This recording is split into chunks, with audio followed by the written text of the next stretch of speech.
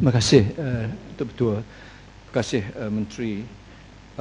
Saya menyinggung sikit dalam perbahasan saya tentang unjuran yang dibuat. Mungkin saya perlu mengingatkan Menteri tentang kegagalan kerajaan untuk menepati segala unjuran yang dibuat, khususnya tentang unjuran macroeconomic numbers, khususnya pertumbuhan.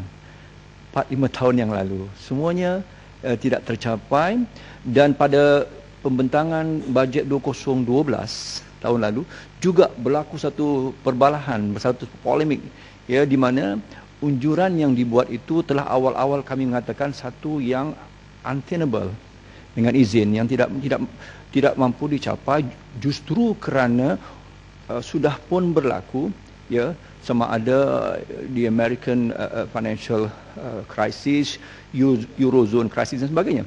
Jadi kali ini juga walaupun unjurannya agak lebih menasabah dari segi itu, tetapi dari segi membuat fiscal estimate itu tentang growth. Tetapi saya ingin mengingatkan juga Menteri yang tidak perlu diingatkan dalam pertumbuhan suku yang pertama. 5.2% itu dicapai justru kerana dua sektor besar, dan saya sebutkan dalam perbahasan itu dan tidak diberikan apa-apa komentar dalam satu question time dulu, di mana consumption dan keduanya perbelanjaan besar kerajaan pusat, which is essentially anti-cyclical pump priming, itu the G factor punya spending, kerajaan spending, rather than private sectors driven.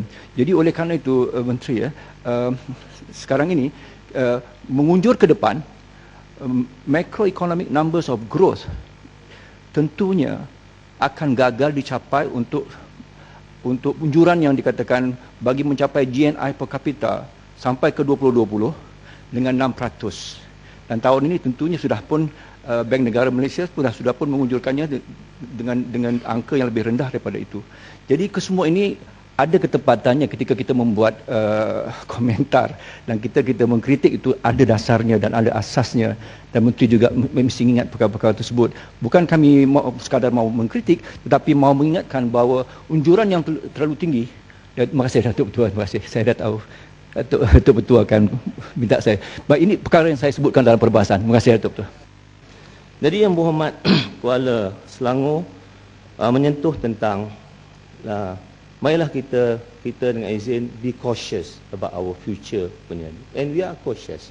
Sebab saya kata cautious, kalau kita lihat dari segi unjuran kita asal, kita memerlukan pertumbuhan antara 5% hingga 6% pada tahun 2020 untuk kita capai sebuah negara maju yang definisinya adalah mesti lebih daripada 15,000 US pendapatan per kapita.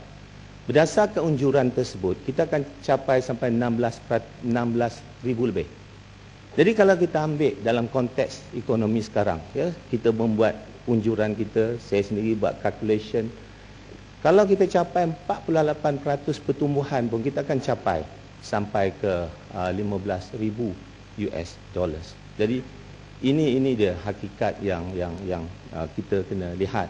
48 Menteri? Ya, 48 kita akan dapat. Sebab itu pertikaian, minta maaf Datuk itu sikit saja. Sebab itu pertikaiannya apabila pemandu menggunakan GNI itu per kapita itu, dia tidak memberikan satu true north yang sebenarnya. Saya mendapati ada 3 angka. Dan kalau 3 angka itu tidak direlaikan untuk menentukan what is the true north, maka sebenarnya 48% pun boleh capai seperti mana yang Menteri sebutkan. Tetapi pemandu menggunakan 6%. Jadi number-number ini semakin keliru nampaknya mutakhir ni Menteri. Tak ada keliru. Tak ada keliru. Dia itu saya kata satu kajian yang dibuat oleh REFSA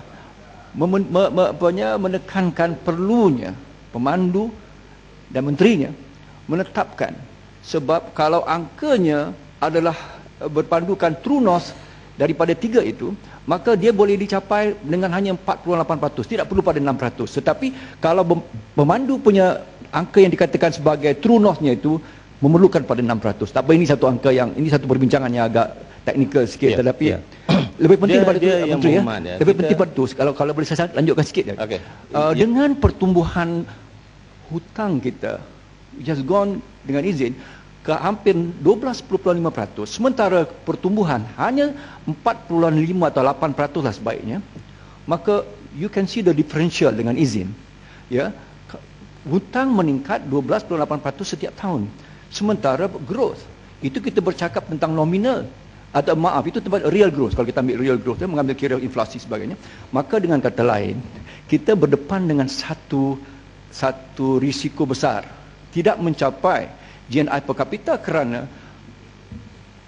hutang kita tumbuh ataupun peningkatan hutang kita 12.5% setiap tahun, sementara growth hanyalah 4.8%. Tidak termasuk contingent liability. Menteri, tolong relaikan sikit jelasan ini. Satu, Datuk Yang Dipertua, bila pemandu menyediakan unjuran tersebut, tahun bila? Ada atau tidak pertumbuhan yang melebihi daripada yang disasarkan oleh pemandu tersebut? Ini kita kena buat current. Jadi dan keduanya, apabila Yang Berhormat kata ada 3 unjuran, kita ambil yang mana? Adakah kita ambil yang unjuran yang pergi bankrupt? Okey, bukan?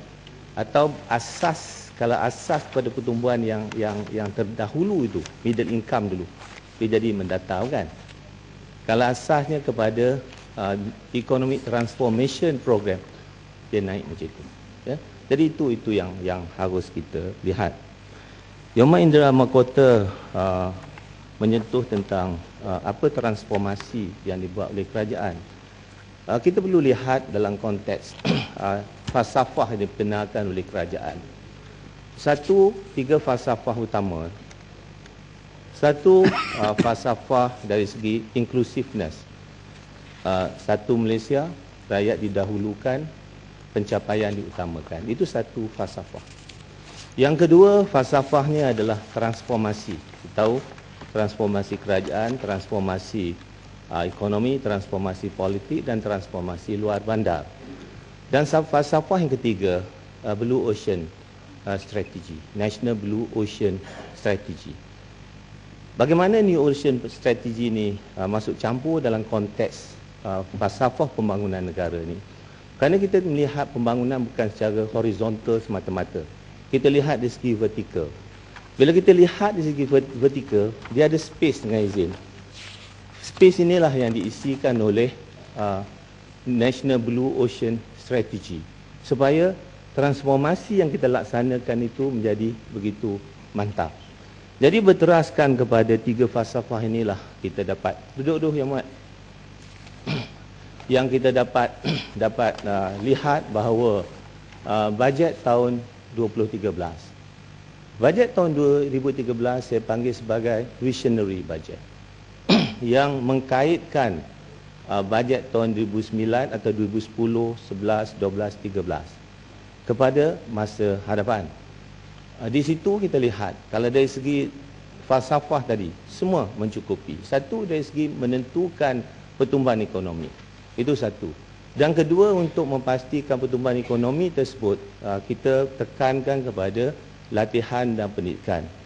Ketiga, ekonomi bukan lagi dalam bentuk lama, ia dalam bentuk kreativiti dan inovasi, kita masuk yang itu. Dan keempat, kita kata consolidation, ini ekosistem yang harus kita capai. Dan keempat, dari segi menjaga kesejahteraan rakyat. Jadi berteraskan kepada itulah kita boleh bawa pada dunia, bercerita kepada dunia bahawa pertumbuhan kita separuh masa pertama adalah 5.1%.